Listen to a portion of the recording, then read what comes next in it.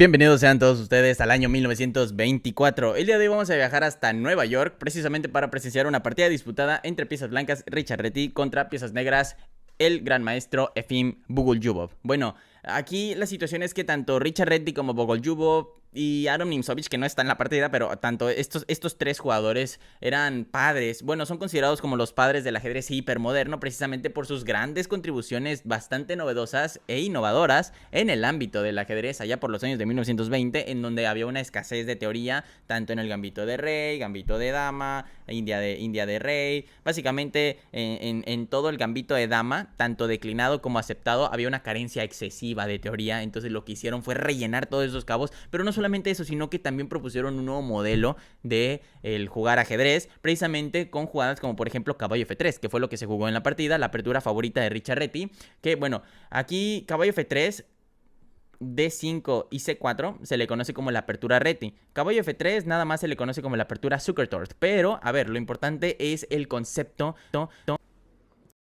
que viene, el concepto que viene por detrás de todo esto. La gran mayoría de los jugadores de aquella época, por no decir todos, jugaban siempre con E4 o con D4. Lo que hizo Richard Reti, lo que hizo Aron Nimzovich, lo que hizo Efim Bogoljubov fue decir, ¿sabes por qué? ¿Por qué empezaron todas las partidas iguales? El ajedrez es un juego infinito, ¿por qué rayos empezamos siempre con las mismas jugadas?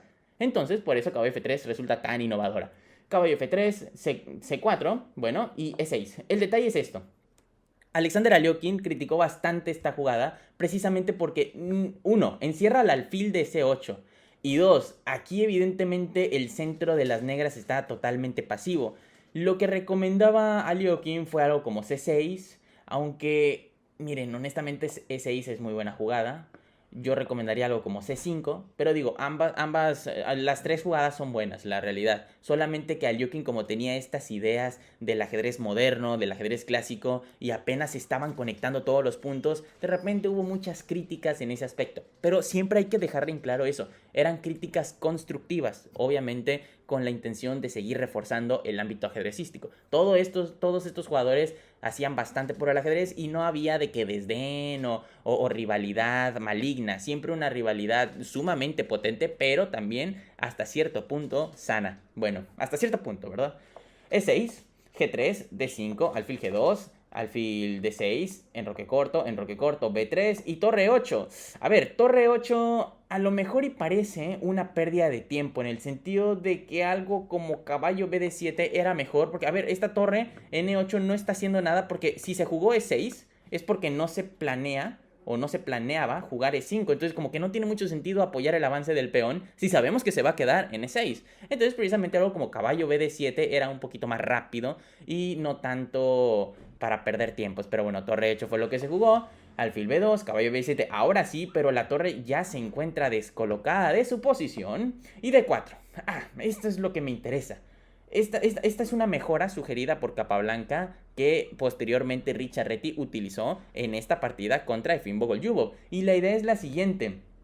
Esta jugada refuta, la jugada de D4 refuta la idea de jugar E6, porque aquí vemos que el centro le pertenece y le va a pertenecer siempre a las blancas en este tipo de estructuras.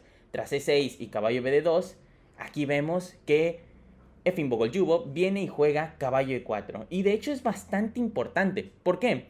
Porque aquí la única jugada, aparte de caballo E4, que podemos pensar es jugar algo como E5, lo cual resulta algo bastante interesante, no solamente en el contexto histórico del que ya les hablé, de que Aliokin empezó a criticar esta jugada de E6, de que Capablanca empezó a estudiar y refutó esta jugada de E6 con el D4 que acaba de llegar, pero no solamente eso, sino que si ahorita se juega un E5, solamente va a terminar en C por D5, C por D5, D por E5, caballo por E5, caballo por E5, alfil por E5, alfil por E5, torre por E5, básicamente una simplificación masiva, caballo C4, ganando tiempo sobre la torre, no se puede capturar porque entonces se gana la dama, recuerden que está clavado ese peón, entonces caballo C4, torre 8, caballo E3, alfil E6, dama D4 frenando, y aquí vemos que esto le da un ataque directo a las blancas sobre un buen de puntos, sobre el punto de A2, sobre el punto de A7, sobre el punto de D5, tanto con alfil como con caballo y dama. Ahorita se pueden venir la torre a C1 y la torre de A a C1 y la torre de F a D1, igual frenando y metiendo más presión sobre el punto de D5. Y a ver, Esto es importante porque a las negras les afecta mucho en el sentido de que no tienen ningún tipo de contrajuego. Entonces, por eso, esta jugada de E6 no era válida porque ya no se puede jugar E5. Y si no se puede jugar E5 en un futuro, entonces es importante considerar que van a estar pasivas un muy largo tiempo. Precisamente por eso aquí se juega caballo E4, como que intentando ahí arreglarle el error, que honestamente fue un error bastante sutil. Pero es que este es el detalle. Contra un maestro de élite como José Raúl Capablanca, como Richard Reti, como Aaron Nimzovich, contra Emmanuel Asker, contra Vasilis Mislov. Este tipo de errores chiquititos, prácticamente imperceptibles, que tú los pones y dices, ay, pero el módulo solo le sumó 0.1.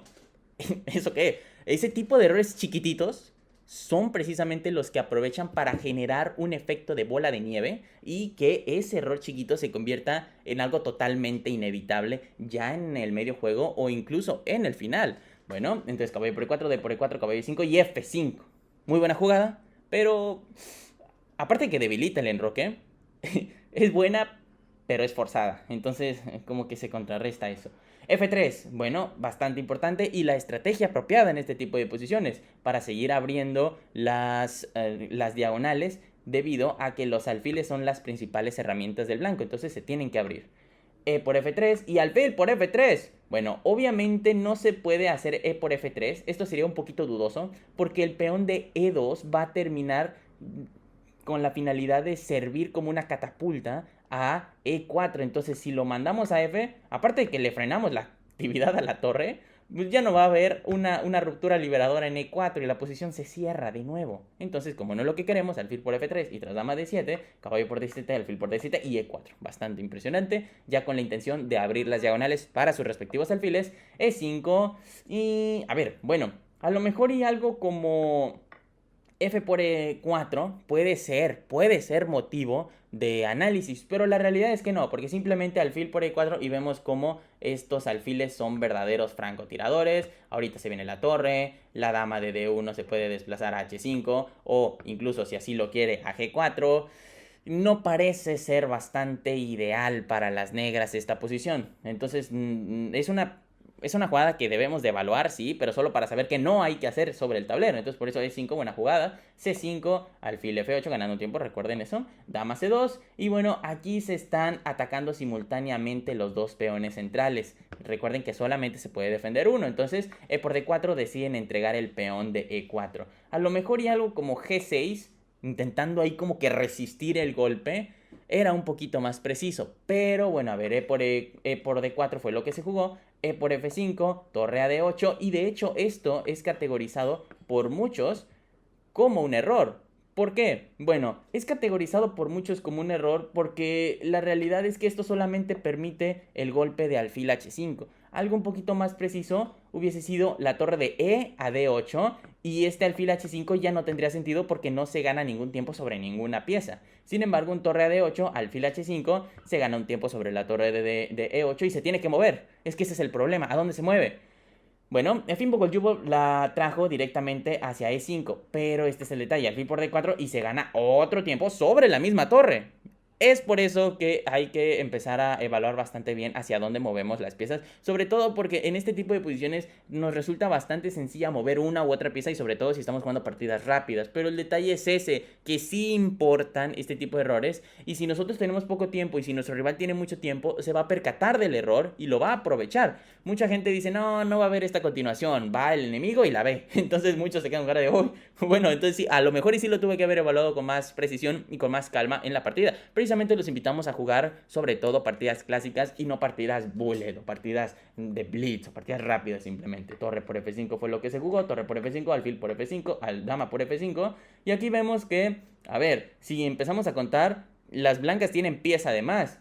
Muchos pueden decir, ah, bueno, pero recapturamos en D4. Sí, ok.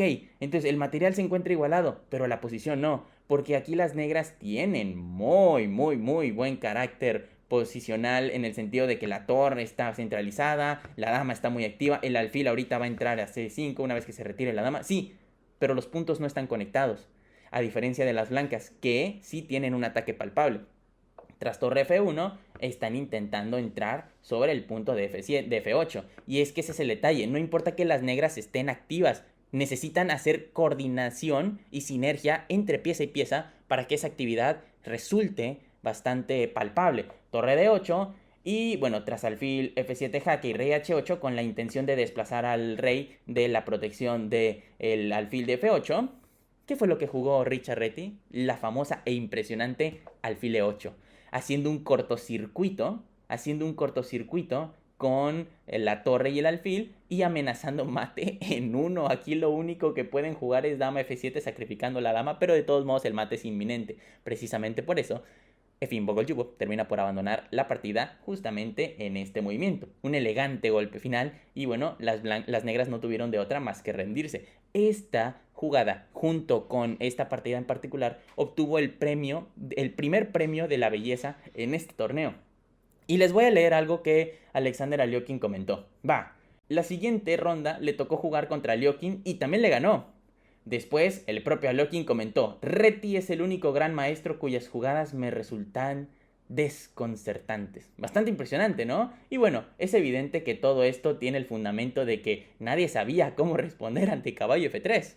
Es más, si voltean el tablero y a ustedes les juegan caballo F3, a lo mejor y muchos saben esto de la apertura Zukertort y qué debemos de responder, ¿no? Pues que podemos responder con E6, podemos responder con D5, como podemos responder con caballo F6, y todo es bastante bueno.